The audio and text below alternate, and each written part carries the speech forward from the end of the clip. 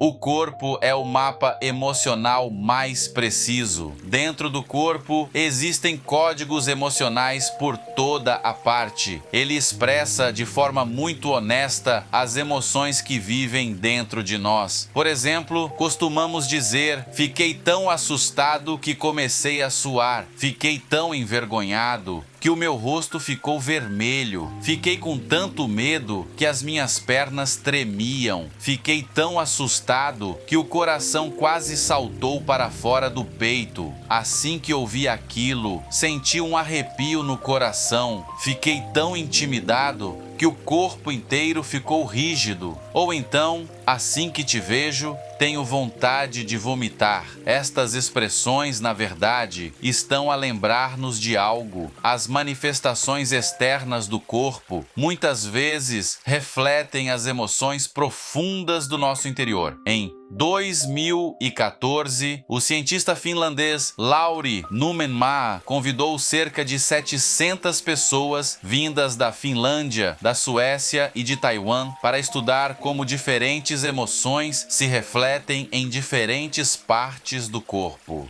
Eles desenharam um mapa corporal das emoções humanas. Este artigo foi publicado na revista da Academia Nacional de Ciências dos Estados Unidos. A investigação descobriu que, quando uma pessoa sente felicidade, alegria e amor, o corpo inteiro tende a sentir-se quente, a sentir-se em movimento, a sentir-se mais saudável. Pelo contrário, quando sentimos desânimo, tristeza, impotência, medo e muitas outras emoções, as reações aparecem com mais frequência em duas áreas do corpo. A primeira é o estômago e os intestinos. O sistema digestivo pode apresentar muitos problemas. Por isso, há quem diga que o estômago e os intestinos são os primeiros órgãos através dos quais o corpo expressa emoções. Podemos perder o apetite, podemos sentir inchaço, podemos ter diarreia, podemos ter dor de estômago. Também podemos sentir o estômago apertado, desconfortável. A outra área é a pele. A pele pode coçar, pode surgir eczema, pode surgir urticária ou outras reações alérgicas. Tudo isto pode ser a forma como as emoções gritam por ajuda. Por isso, as nossas emoções muitas vezes deixam registros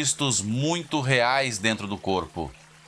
Por exemplo, quando uma pessoa fica zangada, fica furiosa, a pressão arterial pode subir, os músculos podem contrair-se, as veias podem ficar salientes, os lábios podem ficar arroxeados e o corpo pode até tremer. O corpo é muito honesto, ele não nos envia sinais sem razão. A partir da perspectiva corpo-mente, por trás de muitas dores e doenças, talvez estejam escondidas algumas emoções que ainda não foram cuidadas. Por isso, às vezes, a doença também pode ser vista como uma mensagem de socorro do corpo. Ela reflete com muita precisão as partes dentro de nós que ainda não foram cuidadas. Por exemplo, uma vez conheci uma amiga, também um caso concreto. Era uma senhora. O marido dela teve uma relação extraconjugal. Esta esposa sentia muita raiva e também muita tristeza. Cerca de meio ano depois, ela teve uma doença inflamatória pélvica muito grave. Na região pélvica, sentia dores intensas. Surgiram problemas, também havia inflamação e isso chegou a impedi-la de ter vida sexual. Mais tarde, quando conversamos lentamente, ela própria admitiu. Na verdade, ela sentia muita raiva, mas não sabia como expressá-la. Também não se atrevia a expressá-la e ainda menos sabia de que forma poderia fazê-lo. Então, foi como se o corpo a expressasse por ela, como se o corpo estivesse a dizer ao marido e também a ela própria: eu já não vou ter intimidade com um homem que me traiu. Por isso, a região pélvica começou a apresentar problemas. As emoções às vezes ficam acumuladas no corpo durante muito tempo, até ao momento em que estamos dispostos a vê-las, a reconhecê-las, a aceitá-las, a transformá-las. Da mesma forma, alguns estudos corpo-mente sobre pacientes com cancro também já apresentaram uma observação. Nos 2 ou 3 anos antes do aparecimento de alguns casos de cancro, os pacientes talvez tenham suportado durante muito tempo emoções muito intensas, mas sem conseguir expressá-las. Por exemplo, raiva, culpa, vergonha. Estas 3 emoções merecem especialmente a nossa atenção. Claro, quando o corpo tem algum desconforto, continua a ser necessário fazer exames médicos profissionais. Não devemos ignorar o corpo e também não devemos resistir à medicina. Apenas ao mesmo tempo, também vale a pena perguntarmos a nós mesmos com ternura: será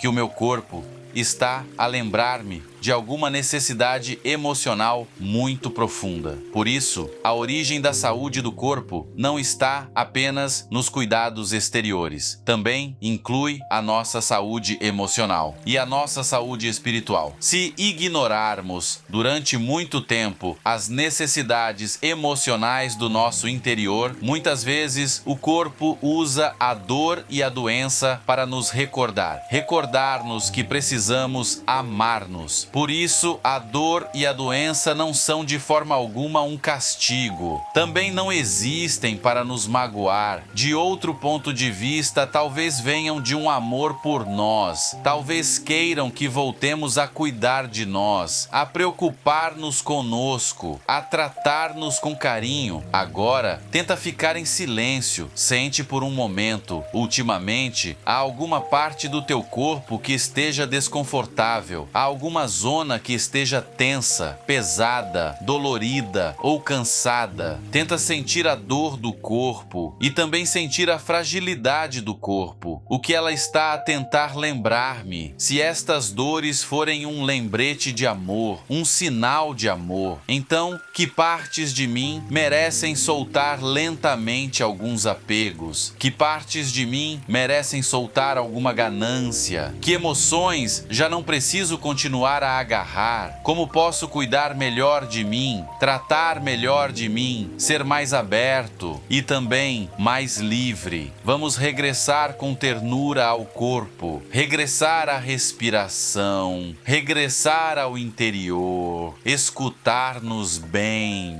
cuidar bem de nós e também abençoar o nosso próprio corpo. Que todos sejam abençoados.